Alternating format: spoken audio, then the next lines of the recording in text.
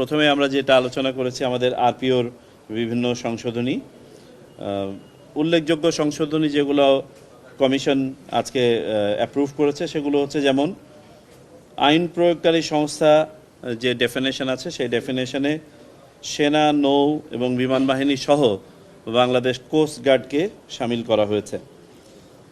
EVM সংক্রান্ত, যেহেতু ইভিএমের ব্যবহার হবে না মর্মে আমরা ইতোপূর্বেই কমিশন সভায় সিদ্ধান্ত নিয়েছি, ইভিএম সংক্রান্ত যাবতীয় প্রভিশন বিলুপ্ত করা হয়েছে।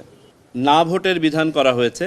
এই না ভোটের বিধানটা হবে যদি কোথাও একজন প্রার্থী হয় বিনা ভোটে নির্বাচিত হবে না।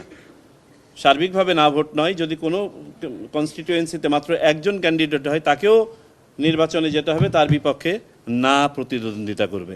এবং সেখানে যদি পুনরায় না বিজিত হয় দ্বিতীয় ইয়েতে, তাহলে আর ভোট হবে না, তখন ব্যক্তি প্রার্থী বিবেচিত হবে নির্বাচিত বলে।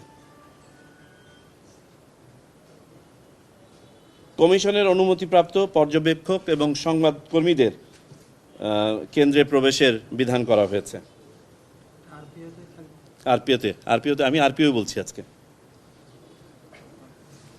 ফলাফল স্থগিত এবং বাতিল নিয়ে যে বিধানগুলো ছিল, যেখানে পুরো কনস্টিটিউয়েন্সির নির্বাচন বাতিল করার বা ফলাফল বাতিল করার যে সক্ষমতা সেটাকে সীমিত করা হয়েছিল আপনারা জানেন, সেটা আবার পুনঃস্থাপন করা হয়েছে।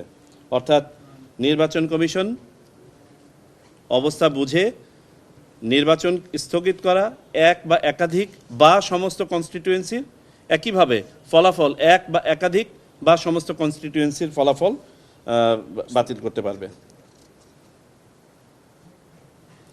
আচরণবিধি লঙ্ঘনের জন্য শাস্তি কার্যকরের যে বিধান সেটা সন্নিবেশ করা হয়েছে। অর্থাৎ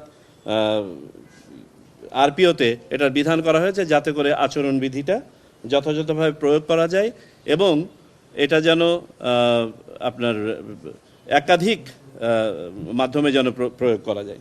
গণমাধ্যম কর্মীরাও ভোট গণনার সময় উপস্থিত থাকতে পারবে, তবে শর্ত একই বলবৎ থাকবে সবার জন্য, যে গণনা শুরু থেকে শেষ পর্যন্ত যারা থাকতে চাইবেন তাদেরকে পুরাটা সময়ব্যাপী থাকতে হবে, মাঝপথে বের হয়ে যাওয়া যাবে না।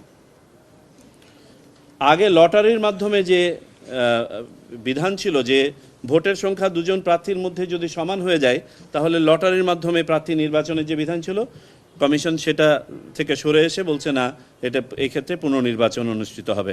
লটারির মাধ্যমে সংসদ সদস্য নির্বাচনের যে বিষয়টি, এটা কমিশন সঠিক বলে মনে করে না। বিলবোর্ডে শুধুমাত্র যেগুলো ডিজিটাল বিলবোর্ড সেগুলোতে আলোর ব্যবহার করা যাবে, বিদ্যুতের ব্যবহার করা যাবে, তাছাড়া আলোকসজ্জার উপর যে নিষেধাজ্ঞা ছিল সেটা বলবৎ থাকবে।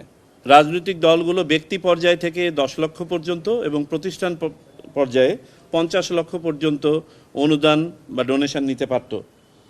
এটাকে 50 লক্ষ করা হয়েছে উভয় ক্ষেত্রেই, তবে শর্ত দেওয়া হয়েছে যে ব্যাংক অ্যাকাউন্টের মাধ্যমে এই ট্রানজ্যাকশনটা হতে হবে এবং সংশ্লিষ্ট ব্যক্তির ট্যাক্স রিটার্নে এটা দেখাতে হবে।